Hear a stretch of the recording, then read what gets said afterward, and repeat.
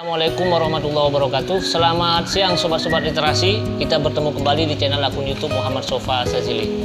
Channel ini khusus membahas soal dunia buku, dunia literasi, dan juga dunia tulis-menulis. Jadi bagi teman-teman yang baru sampai di channel ini, jangan lupa di subscribe terlebih dahulu channel ini, karena ada banyak informasi-informasi menarik yang nantinya akan teman-teman dapatkan di channel akun YouTube Muhammad Sofa Sazili ini.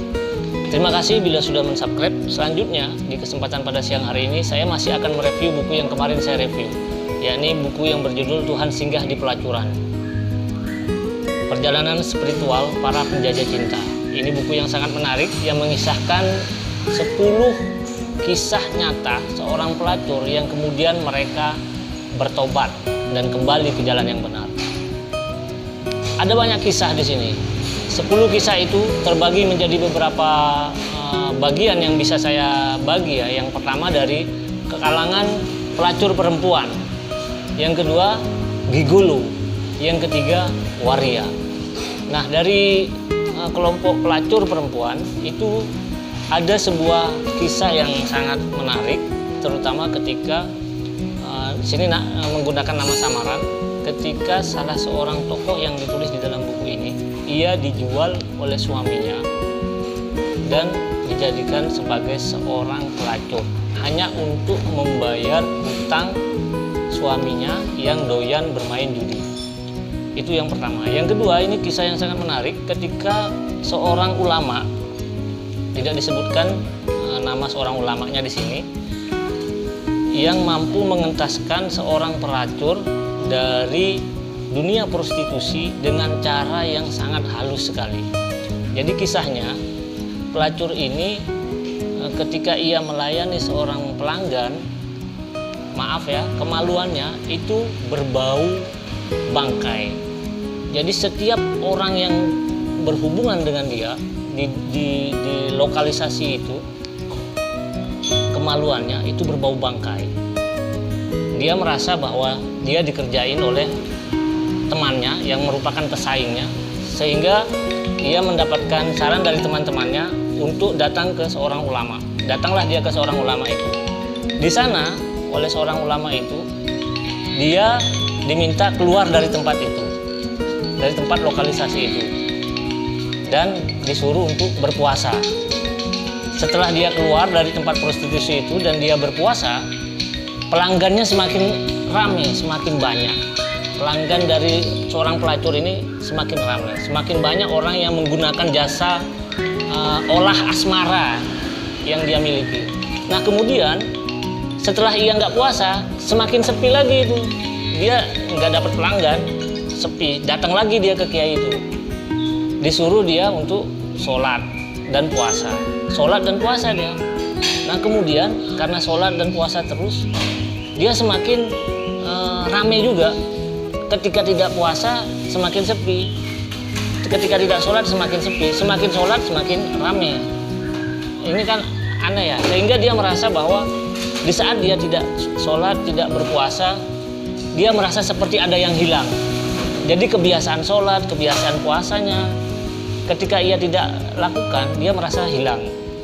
Sehingga akhirnya dia istiqomah sholat dan puasa terus, sampai dia itu bosan menolak orang-orang yang ingin mengajak dia melakukan hubungan badan. Itu sebuah kisah yang sangat menarik, bagaimana seorang ulama itu bisa mengentaskan seorang pelacur dengan cara yang sangat halus dan sangat pelan-pelan sekali. Itu yang kisah yang kedua.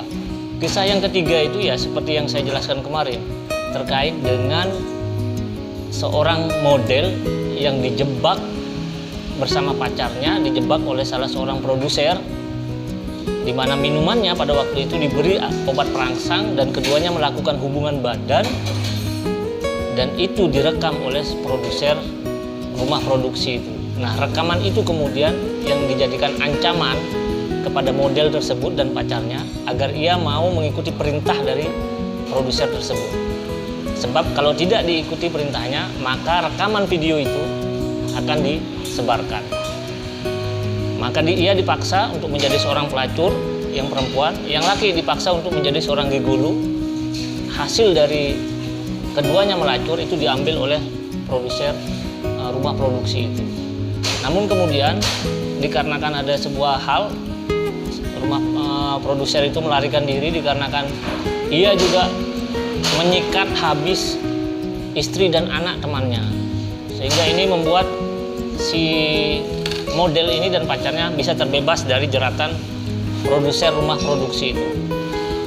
Ada banyak kisah juga di sini tentang bagaimana seorang waria itu bisa sadar dan berhenti melakukan kegiatan seksual dikarenakan ia bertemu dengan salah seorang yang sangat baik hati dan memberikan ia salon yang di sana waria itu bisa menghasilkan penghasilan untuk kehidupannya sehari-hari.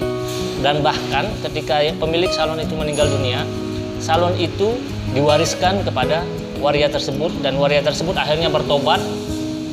Dia terus menjalankan perintah-perintah yang dijalankan oleh Allah, yang diperintahkan oleh Allah Subhanahu wa taala. Jadi 10 kisah dalam buku ini adalah kisah nyata.